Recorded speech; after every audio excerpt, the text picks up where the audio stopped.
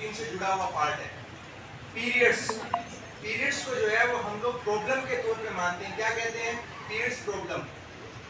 भाई ये periods problem नहीं है, ये प्रकृति का दिया हुआ आपको बेहतरीन वरदान है जिससे संतति चलती है, वंश आगे बढ़ता है। आप इसको प्रॉब्लम कैसे मान रहे हैं?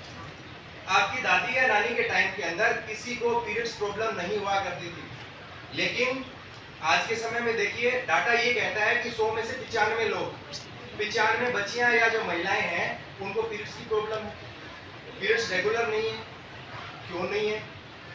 आपके पीरियड्स रेगुलर नहीं है आपकी लाइफस्टाइल के कारण। कभी पहले आ गए, कभी बाद में आ गए, कभी दिन के अंदर आ गए, कोई एक फिक्स टाइम नहीं है। और कभी कभी इस प्रकार की सिचुएशंस भी आ जाती हैं कि महीना 15-15 दिन जो है वो इनके अंदर गैप आ जाता है। देखिए पीरियड्स का गड़बड़ाना, आपके चेहरे के ऊपर रिंकल, पिंपल, झाइयों का आना, आपके सिर के अंदर डैंड्रफ का होना, आपके बालों का झड़ना, ये सीधा सीधा संकेत है कि आपकी गट हेल्थ जो है वो अच्छी नहीं है। वहां कुछ न कुछ प्रॉब्लम क्रिएट हो रही है और वो आपको चेता रही है कि समय रहते चेत जाइए, मैं ठीक नहीं हूं।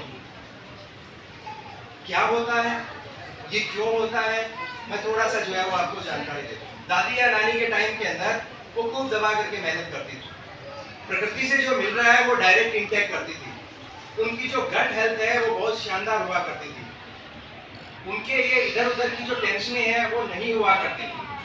वो अपना अधिकतर टाइम जो है वो मोबाइल के साथ स्पेंड नहीं करती थी, हार्डवर्क करती थी, सूरज की रोशनी के अंदर जाती थी वो। तो ना तो उनके B12 की कमी होती थी और ना विटामिन डी की कमी होती थी। तब उनकी गट दही बड़ा दबा करके वो खाते थे और अच्छी क्वालिटी का खाते थे, तब उनको ये दिक्कतें नहीं थी। लेकिन हम और हमारे बच्चे जो है वो दही खाना पसंद नहीं करते। हम क्या खाते हैं? हम डिब्बा बंद और बोतल बंद इंटेक करते हैं, या फिर हम लोग फास्ट फूड के ऊपर डिपेंड रहते हैं।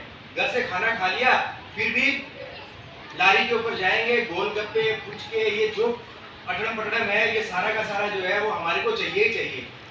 ये आपकी जीभ का स्वाद आपको लेकर के बैठ सकते। एक सीधा सा जो है वो इंडिकेशन मैं आपको ये बता दूं कि आपका पेट फूल रहा है, तब आप क्रिटिकल डिजीज की ओर बढ़ रहे हैं। आपका लीवर इस चीज को जो है वो दिखा रहा है कि आपको जितनी एनर्जी चाहिए मैं नहीं ले रहा हूं, वो उसको वापस फेंकना शुरू कर देता है। होता क्या है, आप जितना भी भोजन इंटेक करते हैं, सारा का सारा भोजन जो है वो आपकी आंतों के अंदर जाता है। आंतों के अंदर छोटे छोटे उभार होते हैं जिनको विलय कहते हैं। आपने जो खाना खाया उनको वो विलय जो है वो चूसते हैं।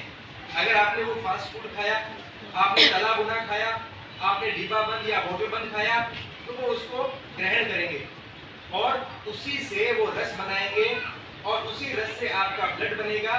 ब्लड आपके लीवर के अंदर, क्योंकि सारा का सारा जो आप खा रहे हो उसको कूट करके टुकड़े करके बाहर निकालने का काम आपके लीवर ने करना है। तो लीवर एक ऐसा अंग है आपके शरीर का, बहुत मासूम अंग है। वो कभी आपसे ये शिकायत नहीं करता है कि मैं खराब हो रहा हूँ। आपने उसको अल्कोहल दिया, वो ले लेगा। आपने उसको केमिकल दिया, वो सब ले लेगा। आपने जो भी दवाइयाँ इंटेक की हैं उन सब के अंदर केमिकल है, वो सारा का सारा अपने आप पे ले लेता है और बेचारा मरता रहता है। जब उसकी काम करने की कैपेसिटी जो है वो कम हो जाती है, तब वो इंडिकेशन देना शुरू कर देता है। फिर आप डॉक्टर के पास में जाते हो तो डॉक्टर बोलता है कि आपका तो लीवर फैटी हो गया। भाई ये फैटी लीवर क्या है? आपके लीवर की जो परत है वो थोड़ा सा मोटा होना शुरू हो जाती है। जैसे ही लीवर की परत मोटा होना शुरू हो जाती है तो फैटी लीवर बोल देते हैं, और आप जो खा रहे हो उसको वो अंदर न रख करके और धकेलना शुरू कर देता है और पेट बढ़ना शुरू हो जाता है। इसके अलावा पीछे वाले टॉपिक के ऊपर मैं आपको लेकर के जाऊं कि पीरियड्स प्रॉब्लम जब हो जाती है तो हम डॉक्टर साहब के पास जाते हैं। डॉक्टर साहब क्या करते हैं और रिकमेंड करते हैं किस दिन के लिए कि